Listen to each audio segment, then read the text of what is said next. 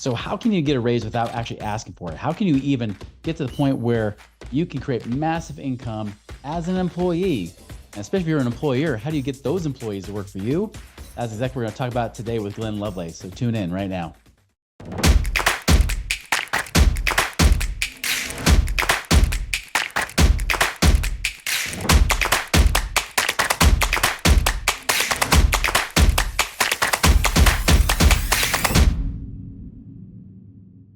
Hello, my fellow Ripplers. This is Chris Miles, your cash flow expert and anti-financial advisor.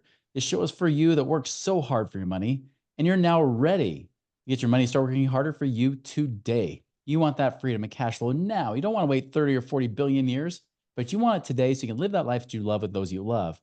But it's not just for you to get rich, but more importantly, it's about you living a rich life, because as you prosper and are blessed more financially, you have a greater capacity to bless the lives of those that you were able to touch. And that's exactly what this show is about here today, is helping you guys become those ripplers that create that ripple effect in the lives of others. Thank you for allowing me to do so today. If you haven't done so already, be sure you're subscribed on both of our YouTube channels. We get the Money Ripples podcast channel and the Money Ripples channel. Be sure to be subscribed to those now, because there's plenty of great education you guys can be able to glean on from on a daily basis. So be sure to check that out. All right. So as I talked about, I'm bringing on Glenn Lovelace here, guys. So now, funny enough, Glenn and I found out, it always takes us being introduced by different people. I've had Sean Finnegan on before. It was actually an event that Sean Finnegan put on, and I met Glenn, and we connected pretty quickly. It was pretty awesome. And on top of that, we found out we live like a mile or two away from each other, of all things, right? So that was pretty cool as well. But man, like I'll tell you, like many people call Glenn their wingman, right? He's coached nearly 4,000 men and women since 2008, specializing helping them reach their goals using this wingman method program that he's got. He's also recently celebrated 20 years of marriage, stays really busy and entertained, because he's got more natural kids than I have. He's got 5 boys and 2 daughters. So definitely, guys, he's all about abundance, about prosperity, just like we talk about on the show. So excited to have him here. Glenn, welcome to our show. Thank you. I'm honored and excited to see what we can produce. So, Yeah, for sure, man. So give us a little bit of your background. Like, what got you to be the wingman in the first place? yeah, I mean, I could, if you have like 4 hours, I could tell the full version, which we don't. But I'm kind of that guy who went to school because I was supposed to, didn't really know what I was doing while I was there, changed my Mhm. major 5 times. And then before I knew it, I was like, what's the fastest, easiest way out of here? And the easiest is the key indicator there, because fastest doesn't always mean it can be pretty hard to do Right. economics or statistics or something like that. So, and then in my early years of being married, I just jumped jobs every 3 to 4 months. I did mortgages, life insurance. I jumped to door sales. I did phone sales. I got tired of that and just wanted to work. So I did flood and fire restoration. I built sheds and Wow. garages. I mean, the list is very long.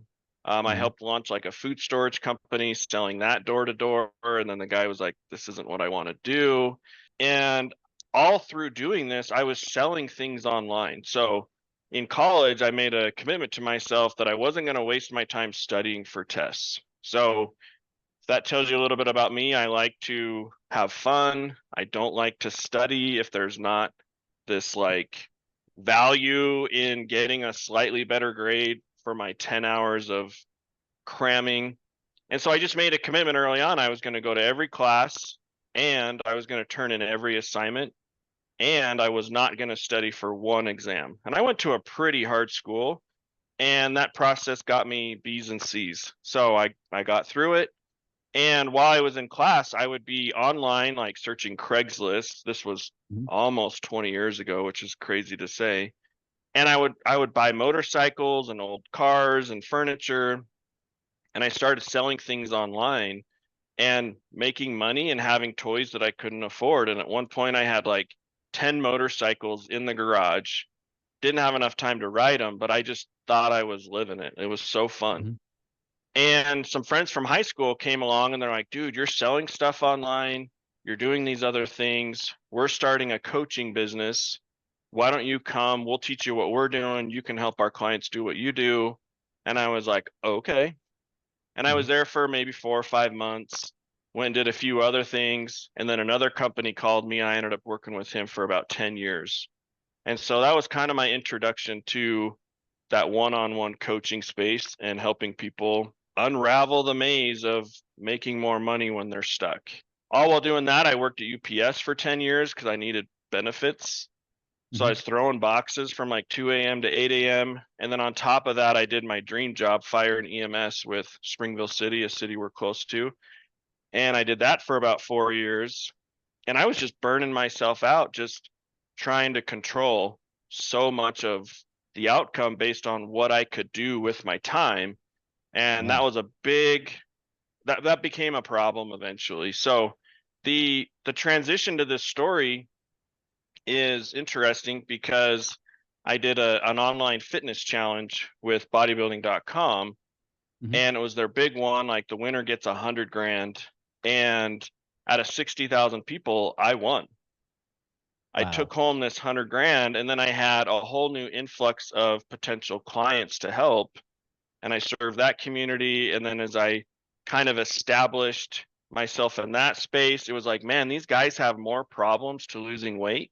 They have money stress, they have relationship stress, they have addictions, they have fears of the future they're trying to figure out. They have employee issues, they have revenue issues, like issues.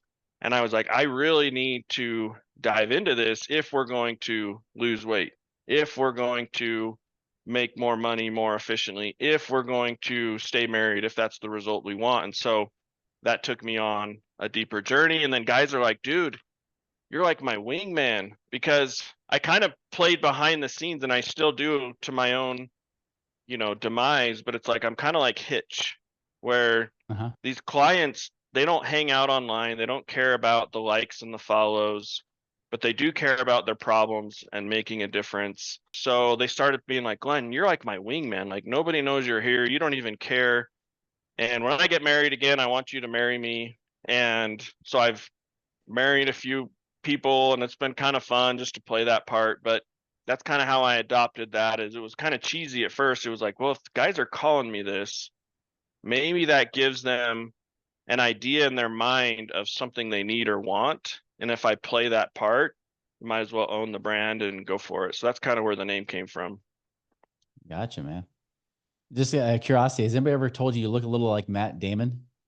It's been a long time because I got this like gross beard, Right. I'm seeing But like the face part, like the eyes and everything. Like you look a lot like I remember thinking that the first time I saw you, it was like he kind of looks like Matt Damon. I love his movies, so sure, let's go, Matt Damon. Let's be doppelgangers. That's right. He's like, I Yeah, found my twin now, right? Just have to yeah. he just has to grow a beard for the next 2 years and he'll get it. I love him in the Bourne movies. I was hanging out with some guys probably 15 years ago, and we were going on a fishing trip. And this is when I was doing mortgages and stuff. And one of the guys worked for UCCU, one of the credit unions, doing construction loans and stuff. And he had a teenager, and we're heading out. And I'm like, oh, we should grab some movies in case we have downtime. And I'm like, I asked one friend, I'm like, do you have any Bourne? And the guy thought I said porn. And and he's like, I don't know if that'd be appropriate to watch with my teenager. And I'm like, you don't watch Bourne? Like, Bourne's the best. And he's like, dude, like, who is this guy who wants to watch pornography with a bunch of other dudes? And anyway, it's turned into a joke ever since. But Matt Damon and Bourne, I love that series. I can't not watch it if it comes on. You just love the binge on that Bourne, don't you? I love that Bourne. Love The it. English language is great. Gets you in trouble sometimes. It sure does. Yeah. That's like when I was on an interview with Entrepreneur and Uh-huh. they started introducing me like, this is Chris Miles with Money Nipples. I'm like, oh no, Oh like you can't say that. no. You No, can't I am unhear not that. that kind of company. I'm You sorry. you cannot unhear that once you hear it, huh? No, it's true. That's But great. well, I mean, obviously the topic here is about like employees, right? And Yeah, specifically because, we get a lot of business owners that work with us and whatnot. And of course, we always talk about how like the sky's the limit, right? There's kind of there is no ceiling because there's no floor, right? Because right. you could make nothing or even lose money as an entrepreneur, but you could also make unlimited amounts of money. Whereas an employee, It's kind of more the safe, secure route. And there's a lot of our listeners are employees as well. Sometimes they're W-2 middle managers or whatnot. But I view it, I think I view it kind of like the way you do, where there's entrepreneurs, but there's also intrapreneurs. Can you talk to us about that a little bit and just your thoughts and Yeah, that sort of absolutely. thing? If you've been following this podcast, you're probably looking for great ways to create passive income right now, right? Well, we got you covered here with Central Lending. Central Lending specializes in alternative investments that actually are designed to create steady returns and long-term financial security for you and your family. Now, they prioritize transparency. They love, building those strong relationships, giving you that confidence and peace of mind, knowing that you have your money working harder for you, so you don't have to work so hard for that money. You want to learn more how to do that? Go to centrallending.com and check out what they've got today to create your passive income and wealth creation right now. I've one of my skill sets is discovering what other people's problems and pain points are, and then stepping in to be like, here's a path to solve this problem. Yeah. And when you adopt that as an employee, then you're taking on a role that the business owner might not have time, space, or energy for, or the capacity for. And if you're on the front lines as an employee seeing problems behind the scenes, then it's like, hey, these are holes in the bucket that are making this business less efficient. I was listening to the Heavy Checklist podcast.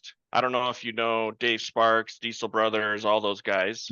Yeah. But he has a podcast, and for the first little bit, he was pretty consistent. But I think it's like episode 5 or 6. He has one of his friends on, and he goes by Redbeard on Instagram if you want to check him out. But they talked about this very topic, how to get a raise without asking for a raise. And this was probably in 2018. And I kind of had some of my own programming, but I heard some of the language and lingo from that. And I've helped guys and gals go inside of an organization and really discover what customers are saying, what other employees are saying, what management is saying, and then how to tastefully go to the person who really makes the decisions, which depends on the organization and how the ladder works. But it's like, hey, here's some problems that we're experiencing. And if these are pain points to the person who makes the decisions, the small business owner or whatever it might be, but they don't have that energy to solve that problem, you have an opportunity as an employee to step into that role and make yourself indisposable. Yeah. And you can literally write your own check depending on the pain that that business has and what the outcome is and the opportunity and the upside. And so you put yourself in a position to really negotiate what this is worth, and you can write your own check. Yeah. Now, I know a lot of people would probably say that sounds a little too good to be true because I know my Sure. boss doesn't want to pay me more money. Of course he So, I doesn't. mean, is it, Yeah, I mean, what's the real secret for someone to get paid a lot more? sure. So I've done this with multiple industries, whether it's dentistry all the way to contract work. Yeah. And it takes a couple of months. This isn't something you just walk in on and say, "Hey, boss, you're terrible. You're a narcissist." It's like, okay, you ever told a narcissist Surefire way they're to a get a raise, narcissist? right? Yeah, totally, it works. No, but it's like, hey, you take every opportunity to ask questions. You get to know people. If you know what their pain points are and what they want, that's literally the recipe to anything that you want to do by helping other people solve these problems. So, my biggest home run story with this, by the way, is a dentist in Texas. He was making 350,000. Not a bad salary. Yeah. And when he came on with me, he's like, "Glenn, I crush." He's like, "I know what I'm doing. I'm the top dentist in my network, but I want a $500,000 raise." And I was like, "Okay, what else are we going to work on?" He's like, "Well, I'm kind of skinny soft." He's like, "I want to put on some muscle and I want to know what that feels like. And then I want to work on the relationship with my wife and my teenage daughter." So I'm just like, check, check, check. The income thing though, I was like, I almost said his name, which I guess doesn't matter. I probably won't hear it, but I was like, "Josh, are you willing to leave this job if they don't pay you what you think you're worth?" And he's like, "Yes." I'm like, "Well, we might have something here." Because what your boss does is an indicator as to what the opportunities are going to be at with your job. Yeah. If they want to reward those who are willing to take on more responsibility without pay and solve problems, and then also put some type of a contract on it where it's like, hey, I want a piece of this. And this is all finessing, this all person to person, and it could take, like I said, 6 to 8 weeks to set it up. And with this dentist in Texas, they offered him like 270. And I'm like, that's a fat raise, man. Like that is more than most people make, let alone what you're already making, right? 270,000 more than 350. More than 350. Gotcha. Yeah, and I was like, this is kind of that point where we talked about. I'm like, what does your wife want? What do you want? And he's like, I want it all. He's like, I'm worth it. I'm like, okay, let's go. And this took 6 months to set up this one conversation. And then the negotiating took about 30 days. But he got the raise, he got some student loans paid off, and he also got a bonus structure built into it, all because he knew his value. Now let's go to the other side of the table. I've had guys do $20,000 to $30,000 bonuses, which are performance bonuses based on the outcome of the result they're trying to produce in solving the problems that this company has. And then it also came with a raise based on their salary too. Usually like in the 15 to 20%, a pretty significant raise for anybody. And same thing, this one only took about 2 months to get the negotiating started. And then the owner of the company wanted like a 6-month runway based on the outcome of that. And so when he was doing ride-alongs, inspections, they build like $1 million homes up in Montana somewhere. And so he just got to know by asking questions like, what do you not like doing? What can I take off your plate? What's going on in the office that's not running very efficiently? What are the customers and clients that you hate working with? And what are the ones that you love? Who are the subcontractors and what problems are you having? And so it's just like, just kind of dating your boss, basically, like just popping in, popping out. It's not like you're going to pull up this huge list of questions and be able to go through it all at once. And then you go through that list and you're like, this is what I'm good at. I don't know anything about this, but let's go find somebody who does. And he just worked through it for a couple of months, and then he came back with his plan. And the worst they're going to say is, no, just keep doing what I pay you to do. Yeah. And then you can start looking for something else because that opportunity is not going to be there for you. Or you just settle in and say, I love my job. This is good enough. But if you're really looking for that upside, but you don't want to leave because you like the security, this is a way to kind of create that path. I love it because what you're doing is you're taking like the entrepreneur mindset and bringing it to the employee. Yes. And it reminds me of there's a book, a book I've quoted on this show quite a few times, and I even had him come on, Rabbi Daniel Lapin, who has a book called Thou Shalt Prosper. And he talks about like the Jewish way of looking at money, right? And he was saying that with him, like he talked about the story of the two guys that go to work for a railroad. And they both go work on the railroad. And then 20 years later, the guy that's working on the railroad, sweating and pounding away and everything, all of a sudden he sees this guy in this top hat and a nice suit coming off the train and realizes it's his buddy from 20 years ago that he hadn't seen since. And he said, well, what have you been doing?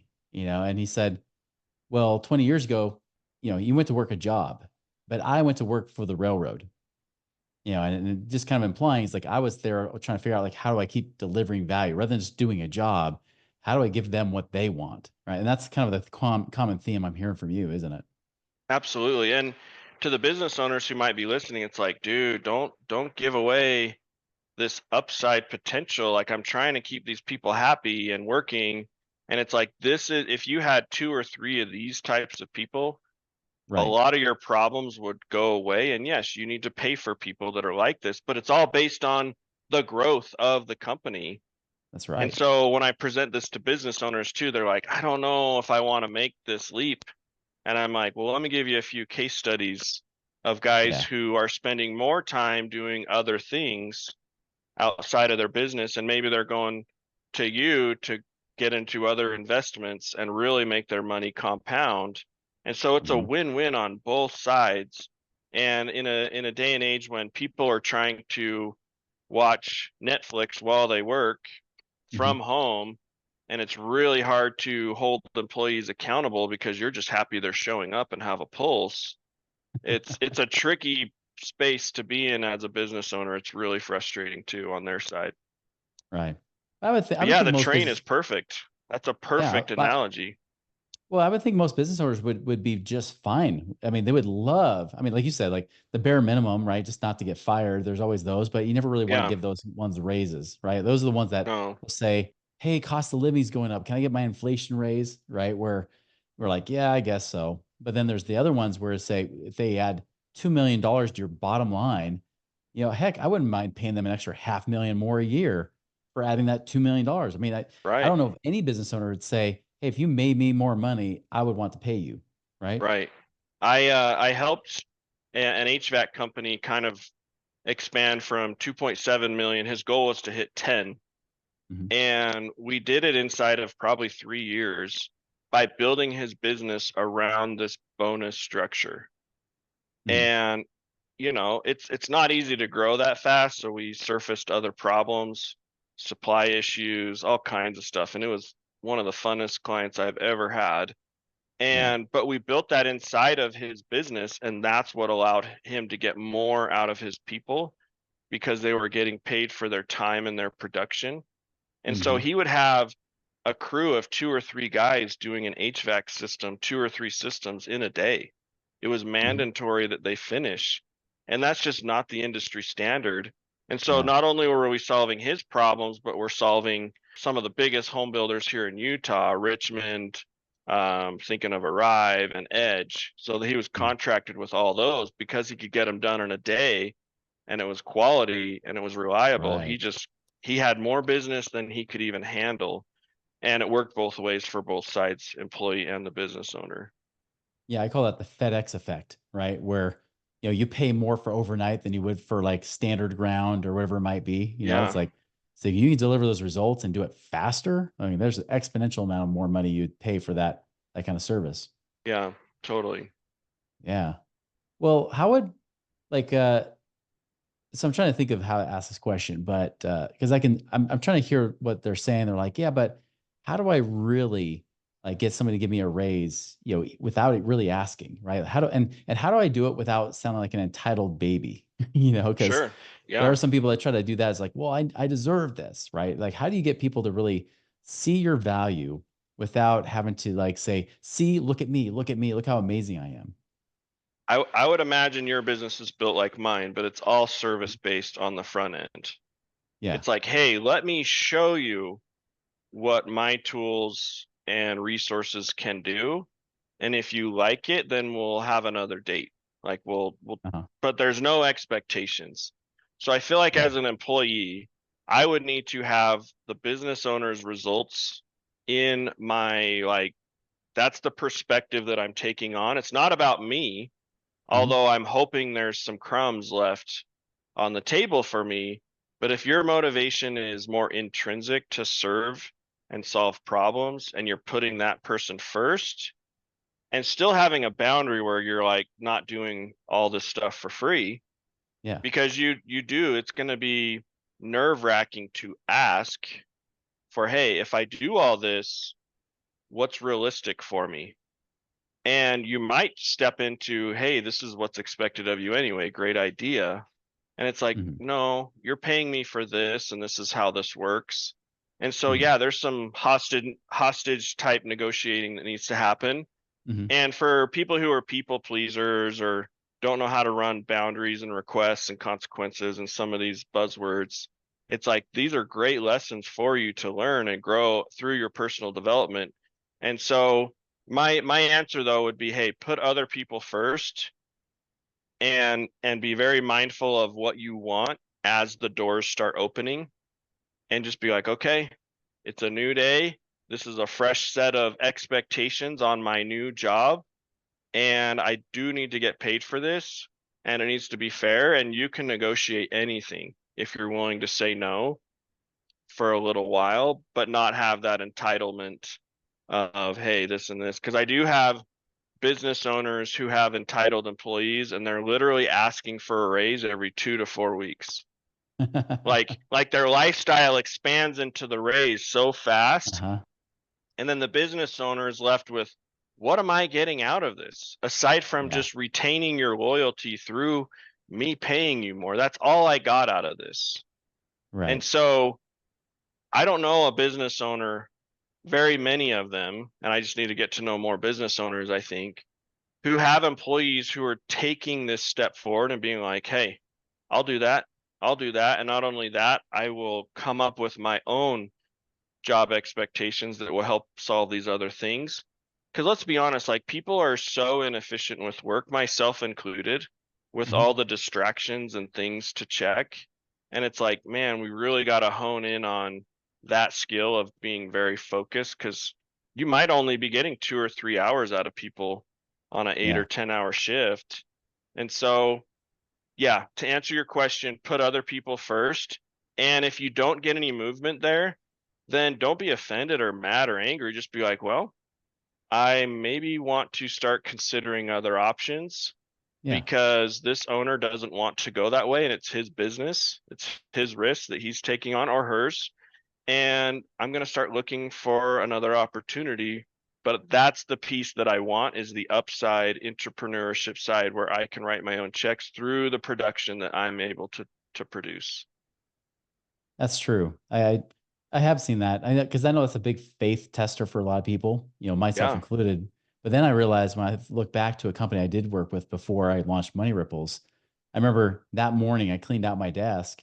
I, texted one of my friends who had another business. He's like, "Come over here right away." And so not even 20 minutes from the time I left that office, I'm in another office and he's trying to recruit me to work for him. And I eventually decided against it. I eventually decided, no, I'm just going to sure. launch Money Ripples. If I'm going to put, he wanted me to put in full time hours. I'm like, if I'm going to put in full time hours, I might as well do it on my own terms, right? Than somebody Yeah, else's. And yeah. that's kind of where it went. But it's true. Like if you're a value creator and that's just who you are, like you're going to attract the right people, the right opportunities at the right time. And taking that leap of leaving somewhere, it's, Mhm. even if all the upside is there, it's still going to be nerve-wracking because as humans, we love comfort, we Yes. love consistency, we love a sure thing. Hmm. And the crazy part is your job is not a sure thing. I mean, Yeah. I have a guy who sells really high-end executive coaching to these big Johnson and Johnson type companies. Yeah. And luckily through our coaching, he's become like one of the top guys there. But they've had 2 layoffs this year already, Hmm. and it's getting in his head. And he's like one of the top guys. And Right. so your job is never really secure. But if you're edgy and providing value and really pushing the threshold of what's possible, you're going to be the last person to get laid off if things start to struggle. But yeah, when I left the 10-year coaching career and I left UPS behind and I left Fire behind, those were all my control mechanisms. And I had never truly owned my own business before. Yeah. And then I quit January of 2020. So when you put the timeline together, my last day, because I was working 1 day a week for that other coaching company, was March 1st. So I think it was March 13th, March 14th, the world starts shutting down. Nobody really knew whether to take this thing serious or not. And it was very much a sink or swim situation, but it ended up being the best thing ever for me. And we built our dream home during the last couple years and spent way more than we should have because of pricing and all the Hmm. things. But you kind of adopt that audacity to really solve problems. And Yeah. once you really get that backbone, it's like, why would I go work for 40 hours, 80 hours for someone else? And this is a funny thought I've had over the last few years. It's like, if I'm out on the highway between 7 and 9, I'm like, where's everybody going? My brain has totally changed and I'm like, where does everybody go? Like, because I don't think that I have to go to a work anymore. It's really Yeah. weird. It's a total mind shift for me and it's kind of fun, but it's different. And if you're not brought up in that, it's going to be a big leap to leave. It's going to be tricky. So true. Yeah. I always kick myself whenever I realize like, oh, I forgot this is rush hour time right now. Dang it. Like I Yeah. should have scheduled my meetings around a different time or something like that. But Yeah. It's a funny problem to run into, huh? Sure But how do is. they do it every day? That's what I want to know. It's crazy I out know. there. Well, hopefully those in the podcast. That's what's going on, right? You're like, That's man, what's I'm just going on. binging through these because that Let's traffic sucks today. Yeah. do this. The traffic, it sucks to waste time like that. Got to make the best of it. Make it your own personal Yeah, library for sure. yeah, I did that too, for sure. It's good. Yeah. Well, really quick, because I know, man, time's been flying here, but before I let you go, if someone wants to follow you or get to know your Yeah. stuff more, maybe even look at what you do for others, in your coaching and being that wingman, what's the best way they can follow you? They can go to glennlovelace.com. I can share the link with you. When they go to that website, one of the places I fish for clients is women who have had a transformation through therapy, coaching, and personal development, and their husbands tend to just want to stay comfortable. And so about 30 to 40% of my business is helping men in that situation. And then they can go to Instagram, it's your wingman on Instagram. And I'm probably not as active as most people because I just don't like it, but I answer all the messages there, and they can reach out to me there. But probably 70% of my business is small business owners Yeah. and just helping them do it all, whatever that means to that business owner. But I love operating from the space of your goal is my goal. And so, talking about Sean and others, it's all about solving people's problems. And maybe I don't know everything, but I can take that Henry Ford approach where it's like, but I know this guy who can do Mhm. this, and let's talk to him. And sometimes it's that one person that can solve a huge problem, and then all of a sudden people are cut free. So message me on Instagram, go to glennlovelace.com. Right now you can still schedule free calls. So that's an option too. And I can kind of dive in. That's not a sales call, even though most coaches coach that way.